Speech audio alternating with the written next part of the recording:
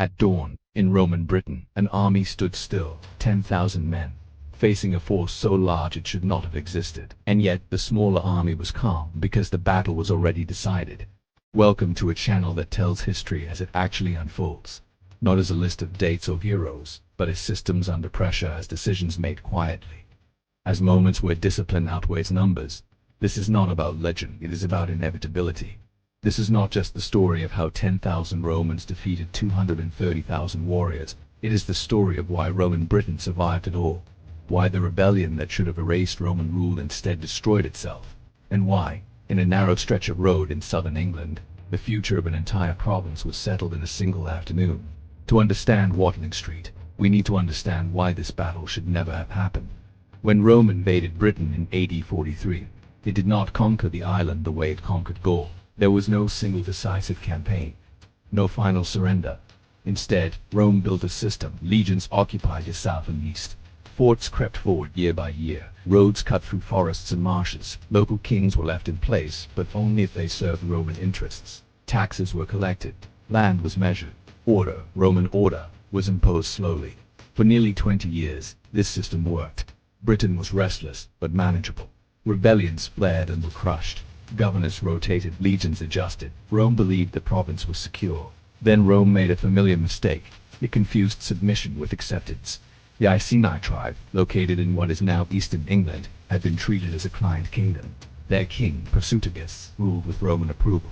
In exchange, his people paid tribute and maintained peace. It was not freedom, but it was stability. When Boudica died around AD 60, he left his kingdom jointly to his daughters and to the Roman emperor. He believed this would protect his family and his people. He was wrong. Roman administrators ignored the will. They annexed the territory outright. Iceni nobles were stripped of land. Debts were called in aggressively. Boudica's widow was flogged publicly. Her daughters were assaulted by Roman soldiers. This was not a misunderstanding, it was a message, and it was heard far beyond Iceni lands. Across southeastern Britain, resentment had been building for years. Roman veterans settled on confiscated land. Taxes increased. Sacred sites were disrespected. Local elites were humiliated. When Boudica called for rebellion, she did not need to persuade. She needed only to signal. Tribes answered: Tridovantes, Catavellani, others whose names we no longer know. Warriors came with families in tow. Carts rode alongside columns of fighters. This was not just an army. It was a migration fueled by rage. The timing was perfect. The Roman governor Gaius Suetonius Paulinus was far away. He had taken much of the Roman military strength west, campaigning against the Druids on the island of Mona, modern Anglesey. Britain's spiritual resistance was being crushed there, and Britain's political resistance rose in his absence. The rebels struck Camulodunum first. Colchester, a Roman colony symbol. The town had no walls. Its veterans had grown complacent. The great temple to Emperor Claudius stood as a monument to Roman dominance. It burned. The settlement was wiped out. Civilians were slaughtered. Roman authority was not challenged, it was erased. Rome sent a small relief force that was destroyed. Next came Londinium. London was not yet a city in the modern sense, but it was vital. A commercial hub. A crossing point on the Thames. Suetonius rushed back east and assessed the situation. He did not try to defend it. He evacuated who he could. Then he abandoned the town. Londinium burned. Rulamium followed. St. Albans, another Roman settlement. Another massacre. By the time the rebellion had run its course, at least 70,000 people were dead, possibly more. Men, women, children, Roman citizens, and Britons who had cooperated with Rome. This was not a revolt anymore. It was a reckoning. And now, finally, the two sides would meet. Suetonius gathered what forces he could. The 14th Legion, detachments of the 20th, auxiliary troops, cavalry. The 2nd Legion, stationed nearby, failed to respond. Its commander would later take his own life out of shame. Suetonius did not wait for reinforcements that would never come. He marched. At most he had 10,000 men. Boudica's army followed him. Ancient sources give the number as 230,000.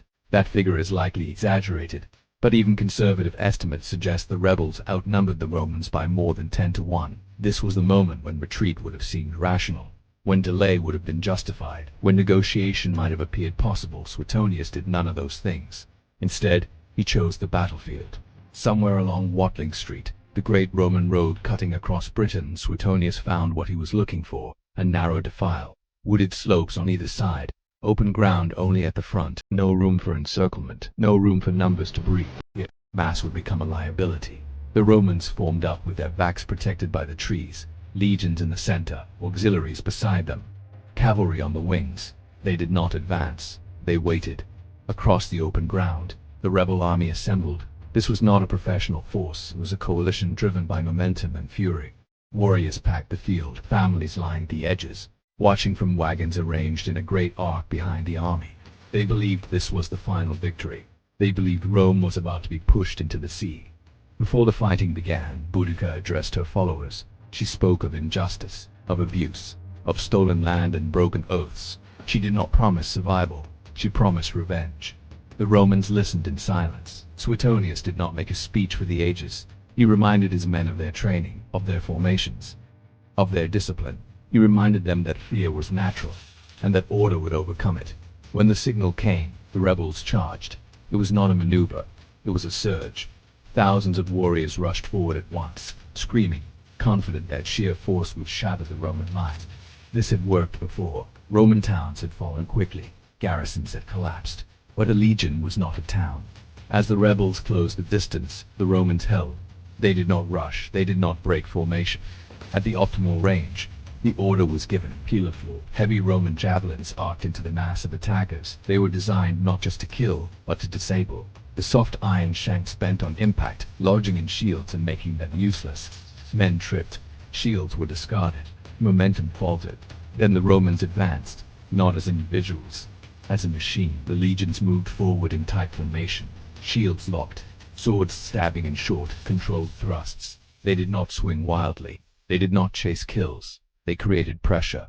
The narrow battlefield compressed the rebel army from the front. More warriors pushed forward from behind, unaware of what was happening ahead. There was no space to maneuver, no room to retreat. Cavalry struck the flanks. Auxiliaries followed, widening the breach. What had been a charge became a crush. The rebels could not fall back. Behind them were the wagons, their own families, their own confidence made physical. Panic spread faster than courage ever had. As the line collapsed, discipline decided everything. The Romans maintained formation. They advanced steadily, relentlessly. The slaughter was one-sided. Ancient sources claim 80,000 rebels were killed. The Roman losses numbered in the hundreds. Even allowing for exaggeration, the disparity was staggering. Boudica escaped the field. Soon after, she was dead, whether by poison or illness. The rebellion ended with her. The battle was over. But the meaning of Watling Street did not end that day. Rome did not celebrate wildly. There was no triumph, no illusion that Britain had been tamed. Instead, Rome adjusted. Suetonius was criticized for his severity.